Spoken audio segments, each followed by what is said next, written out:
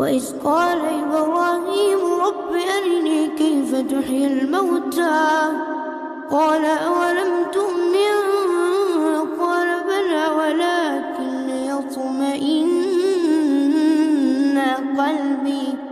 قال فخذ 4 من الطير فصرهن إليك ثم اجعل على كل جبل